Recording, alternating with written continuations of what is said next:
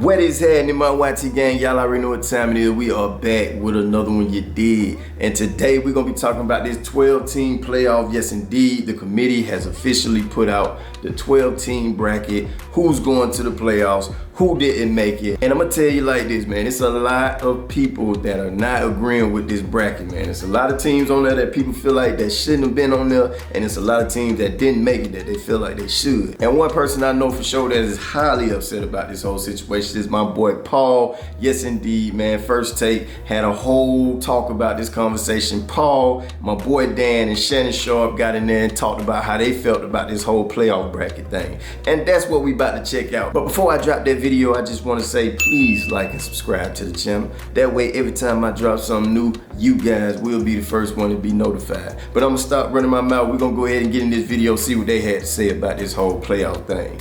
Let's go. Dive right in. Was it a mistake for SMU to get in over Alabama?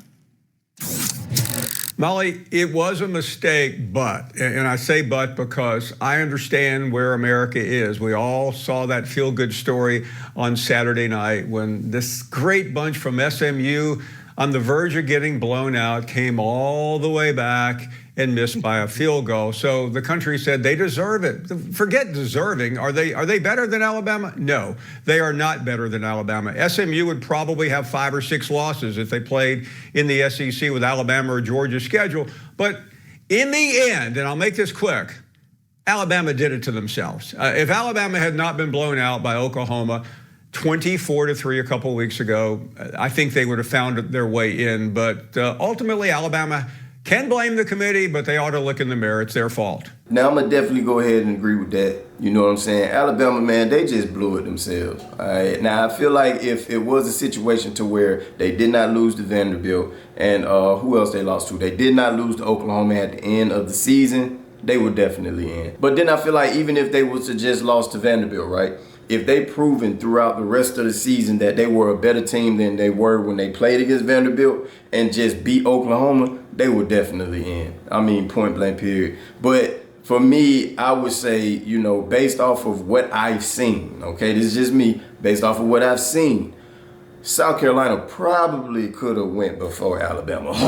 Now look, don't attack me, don't attack me. I'm just telling you what I seen. I know a lot of people gonna sit here and say, well, Alabama did beat South Carolina. Yes, they did, barely, but they did. I can't deny that. But based off of the way that South Carolina has played towards the end of the season, man, hey man, I can't deny it, man. They look pretty good. And they might be promising next year. Who knows? We'll see. But after losing to Oklahoma, in my eyes, I feel like there's no way they're getting in the playoffs. And if they get into the playoffs, I kind of felt like it was going to be a little favoritism. Yeah, I'm saying, yeah, I am a Georgia fan. So maybe that's how I feel about the whole situation, because I am a Georgia fan. But like he said, man, Alabama, they did it to themselves. Straight like that. I agree, Paul.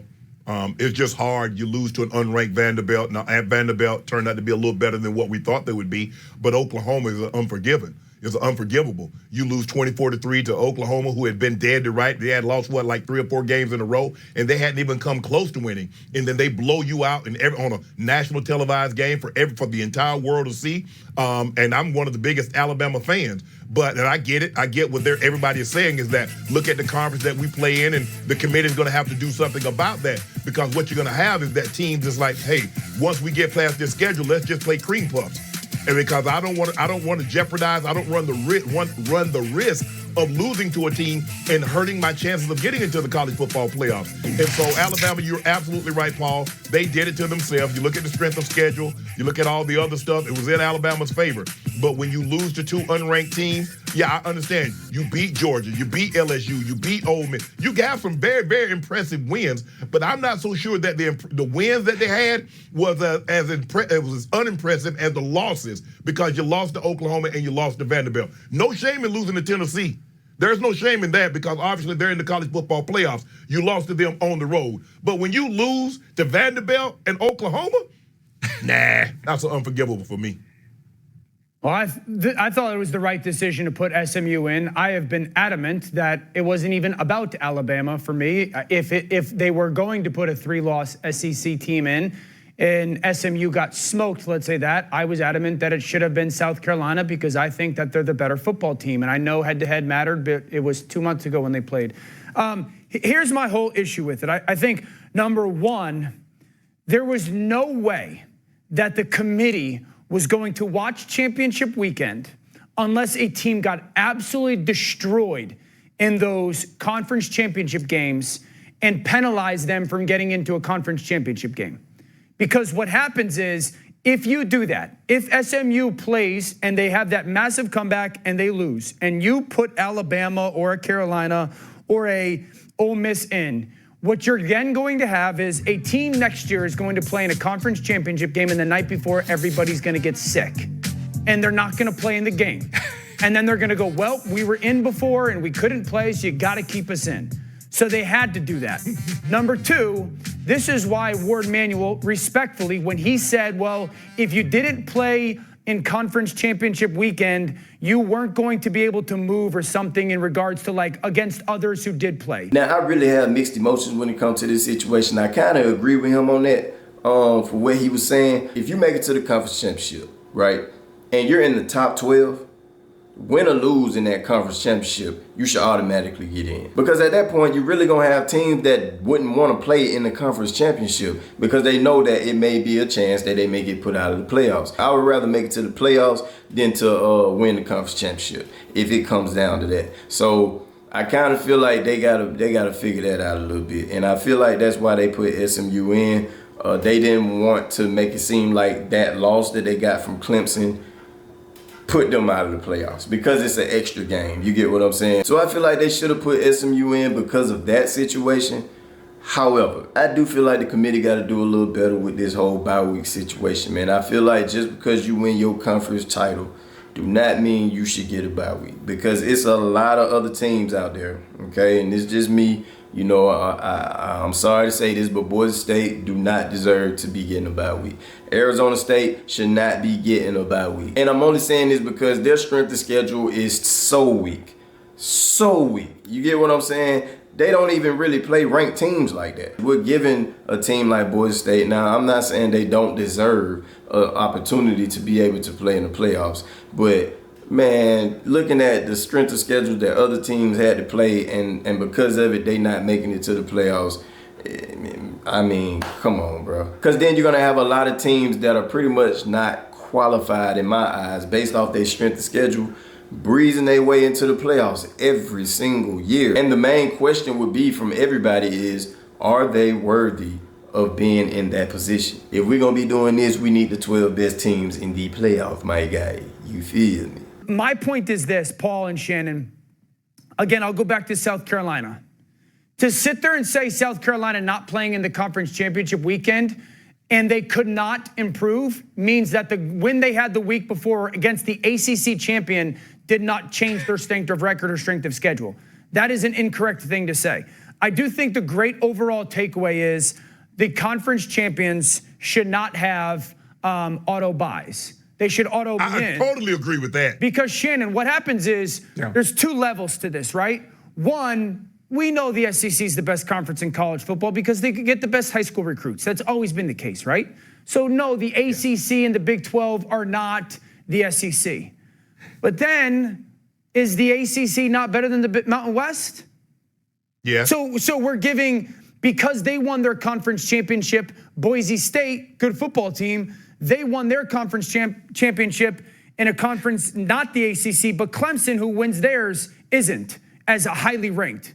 Well, why can we use the one metric of, well, this conference is better than this conference, but we're not using it in another one? So I think overall, SMU was the right thing to do. I think that they are one of the 12 best football teams. They can beat anybody at any moment because of the way that they played in that second half.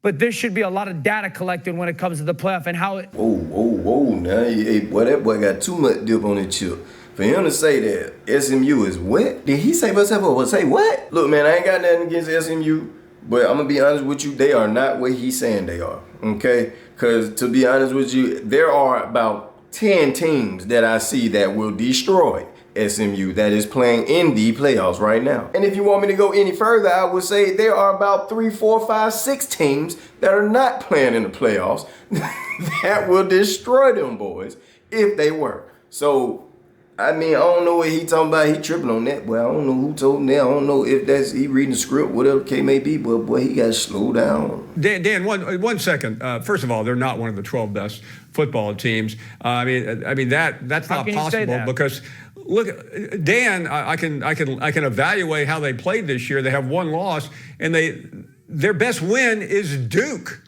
Alabama's best win is Georgia. I mean, they also beat South Carolina. I mean, Dan, LSU, we saw and Ole Miss. Inefficiency.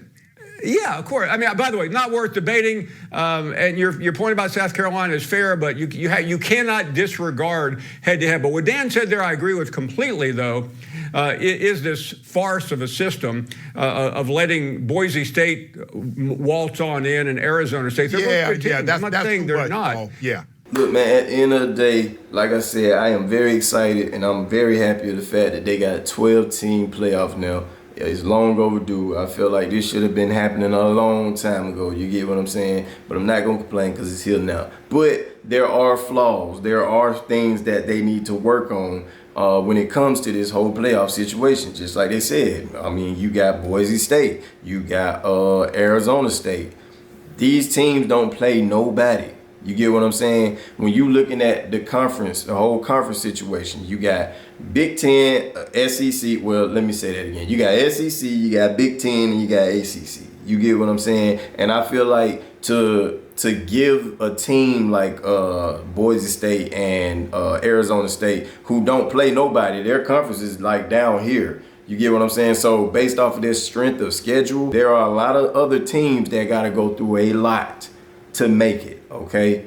A lot to make it. And y'all already know I'm talking about the SEC, okay? So it's always going to be an issue with teams who feel like they should be in based off of these other teams who don't play absolutely nobody. At the end of the day, we don't want nobody getting robbed. And we want the best teams, the 12 best teams in the playoffs. Point blank, period.